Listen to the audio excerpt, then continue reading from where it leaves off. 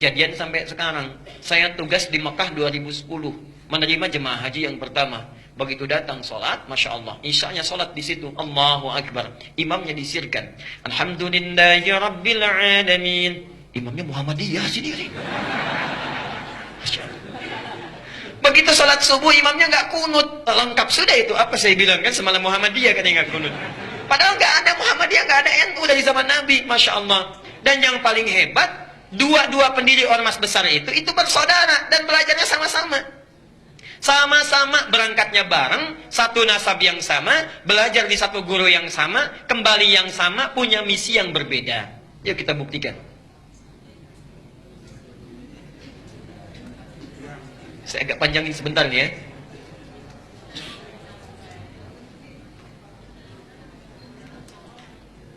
Satu, namanya Kiai Haji Muhammad Hashim Al-Ash'ari. Muhammad Hashim Al-Ash'ari. Kemudian nanti mendirikan Nahdlatul Ulama tanggal 31 Januari tahun 1926. Kedua, siapa namanya? Kiai Haji Ahmad Dahlan. Sebetulnya bukan nama asli, nama aslinya Muhammad Darwish. Muhammad Darwish. Cuma nanti saat pergi ke Mekah, keduanya ini oleh gurunya Muhammad Darwish diganti nama menjadi Ahmad Dahlan. Ahmad Dahlan mendirikan Muhammadiyah tanggal 18 November tahun 1912. Nah, pertama, dua-duanya ini bersaudara. Bersaudara, ketemu nasabnya di saudara jauhnya. Muhammad Hashim Al-Ash'ari bin Abdul Wahid bin Abdul Wahid bin Abdul Halim. Abdul Halim nama aslinya Pangeran Benawa bin Abdurrahman. Abdurrahman nama aslinya Sultan Hadiwijaya, dikenal dengan Joko Tingkir. Bin Abdul Fattah bin Abdul Aziz bin Abdullah bin Maulana Ishaq. Siapa Maulana Ishaq itu? Bapaknya Raden Ainul Yakin yang dikenal dengan Sunan Giri. Bertemulah nasabnya di Maulana Ishaq. Maulana Ishaq. Nanti kita jelaskan siapa Maulana Ishaq ini. Kiai Haji Ahmad Dahlan, ini nasabnya nyambung ke sini Maulana Ishaq. Kiai Haji Ahmad Dahlan bin Kiai Haji Abu Bakar, bin Kiai Haji Ilyas, bin Kiai Sulaiman, bin Kiai Murtada, bin Demang Jurang Juru Kapindo, bin Demang Jurang Juru Sapisan, bin Kiai Gerbek, bin Maulana Ishaq. Maulana Ishaq. Bertemu di sini. Ya.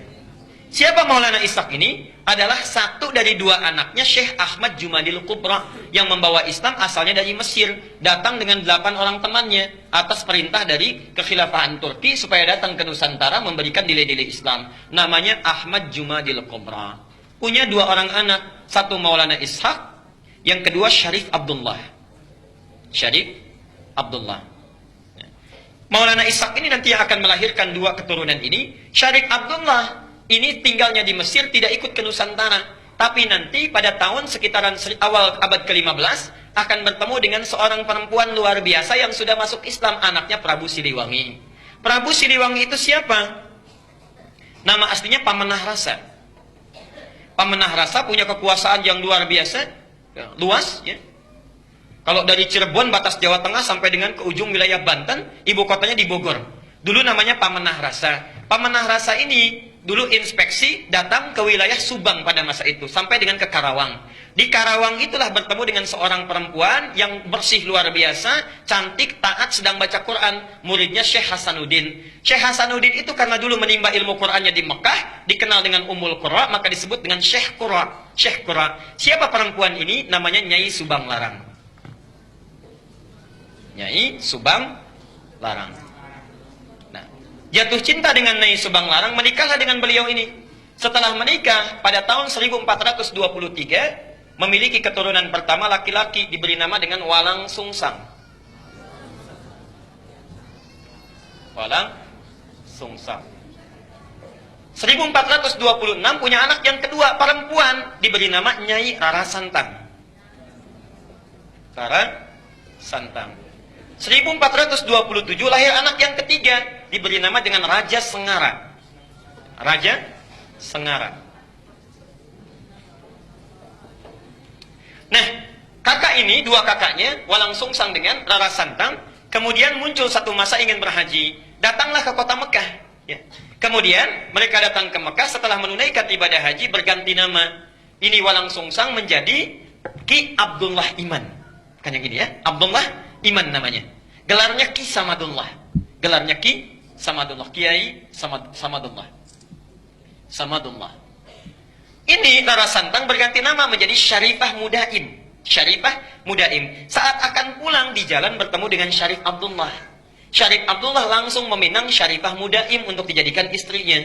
Menikahlah kedua orang ini, lantas berangkat ke Mesir. Di Mesir kemudian mereka menyatu, bersama-sama berumah tangga, melahirkan seorang anak namanya Syarif Hidayatullah.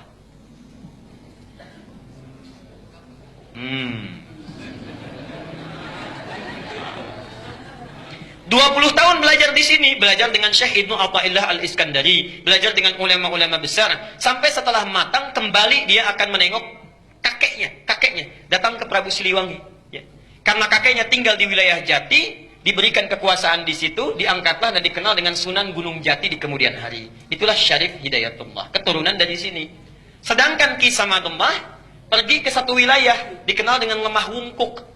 Minta izin pada bapaknya untuk memajukan wilayah itu. Di Lemah Wungkuk itu, Masya Allah, itu etnisnya campuran. Ada orang Cina, orang Arab, orang lokal, masih belum bagus. Minta izin supaya ditata. Campuran dalam bahasa lokal itu disebut dengan caruban. Oh, caruban. Begitu datang ke sini, ya, dikelola, dirawat dengan baik sampai tumbuh pesat luar biasa. Masya Allah, tiba-tiba melihatlah seorang anak perempuan, putri dari seorang pembesar Syah Bandar namanya Ki Gedeng Alang-Alang, punya putri namanya Nyai Kencana Larang. Kencana Larang. Ya. Menikah dengan Kencana Larang. Setelah menikah, untuk mengabadikan namanya maka disebut dengan Caruban Larang, Caruban Larang, Caruban Larang. Lisan orang sana menyebut Caruban, Caruban, Caruban, berubah sekarang menjadi Cirebon, Cirebon, Cirebon, Cirebon. Nah, muncul Cirebon. Ibunya Nyai Subang Larang sudah lama berumah tangga, ingin menengok. Di perjalanan lewat, di satu daerah, ajalnya tiba, meninggallah di situ. Untuk mengenang sampai sekarang disebut dengan daerah Subang. Orang Subang belum tentu tahu itu. Nah, ya. Nah, terus apa cukup? Jadi muncul Cirebon. Nah, karena Cirebon sudah maju, maka kemudian diangkatlah, diberi gelar oleh Prabu Siliwangi, diberi gelar namanya Mangkubumi. Ya, Mangkubumi. Ini pertama gelar ini. Mangkubumi itu artinya khalifah fil ard. Al-Baqarah ayat ke-30. Wa idz qala rabbuka lil malaikati inni ja'ilun fil ardi khalifah fil ardi. Fil ardi itu bumi. Khalifah, mangku, yang merawat, memangku bumi. Jadi gelar mangku bumi itu sama dengan khalifah. Jadi salah total kalau mengganti gelar khalifah menjadi mangku bumi. Sami mawon. Khalifah itu ya mangku bumi. Itulah pertama kali gelarnya diberikan. Nah, yang ingin saya sampaikan, itu satu keturunan yang sama dari Ahmad Jumadil Kubra. Punya anak itu. Kisah ini bukan fiktif, bisa dibaca. Yang paling bagus, judulnya Api Sejarah. Ada 2 jilid karya sejarawan muslim namanya Ahmad Mansur Suryanegara. Ahmad Mansur Suryanegara yang dari Bandung. Jilid yang pertama warnanya hitam, halaman 148. Itu dimulai di situ kisahnya. Yang punya bukunya silahkan. Nah, apa hubungannya dengan yang paling atas? Kiai Haji Ahmad Dahlan, Kiai Haji Muhammad Hashim Asy'ari itu berangkatnya bareng, satu keturunan, berangkat bareng. Di Mekah itu berguru pada seorang ulama besar, alim luar biasa dari Minangkabau, namanya Syekh Ahmad Khatib Al-Minangkabawi. Syekh Ahmad Khatib Al-Minangkabawi. Ada juga yang menyebutkan riwayat dari Sambas, Syekh Ahmad Khatib As-Sambasi. Belajar dari situ, setelah selesai, dua-duanya punya keunikan. Kiai Haji Ahmad Dahlan itu senang sekali praktek. Ya, tidak terlalu banyak teoritis. Langsung praktek. Begitu pulang ke Nusantara, langsung mempraktekkan ajaran-ajarannya, membuat persyarikatan, kemudian persyarikatan Muhammadiyah. Muhammad itu nama Nabi, Yah itu nisbah, mengikuti. Jadi ingin memperbaiki keadaan seperti sesuai dengan Nabi. Bikin rumah sakit, bikin sekolah, dan sebagainya. Praktek dakwah. Kiai Haji Hashim Asy'ari, Muhammad Hashim Al-Asy'ari, Masya Allah, beliau itu senang nulis kitab. Senang nulis kitab, beda dengan Ahmad Dahlan. Menulis kitab sampai ada 19 karya beliau dihimpun di satu kitab besar. 19 kitab. Dari mulai pertama adab dalam menuntut ilmu, kedua risalah Ahlussunnah wal Jamaah, ada kitab An-Nurul Mubin fi Mahabbati Sayyidil Mursalin, sampai 19 kitab. Masya Allah. Jadi akan menyeimbangkan, saudaranya praktek, yang satu memberikan teorinya. Itu asalnya. Dan kalau Anda baca buku aslinya, kitabnya, Masya Allah, itu sama persis, gak ada bedanya. Gak ada bedanya.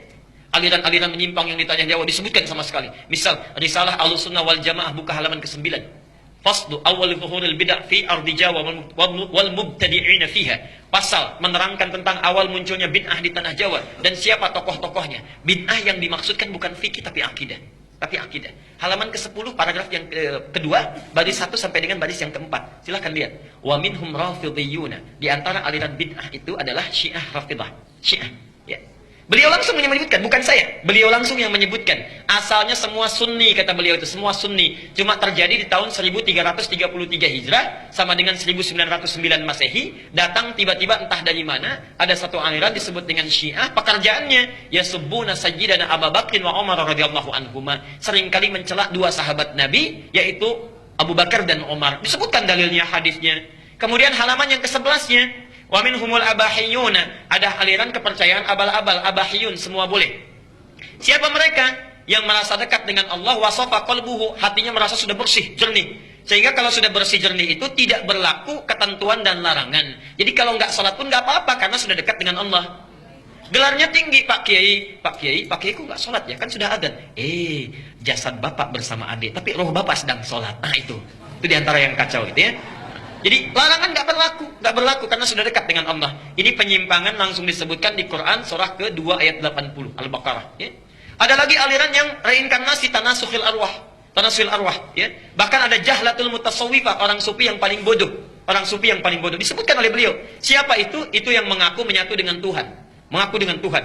Allah sudah menyatu dengan dirinya, manunggaling kaulah Gusti. Siapa kamu? Saya adalah Allah. Allah sedang apa? Allah sedang makan. Nah itu sudah lain. Jadi itu diantara kitab-kitab beliau. Nah, jadi tidak ada bedanya.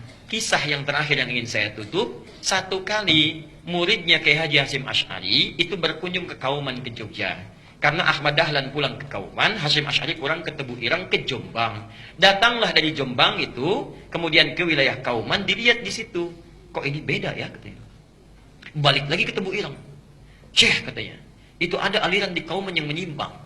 Bagaimana caranya? Begini. Siapa orangnya? Namanya sekian. Ciri-cirinya bagaimana seperti ini? Itu bukan menyimpang.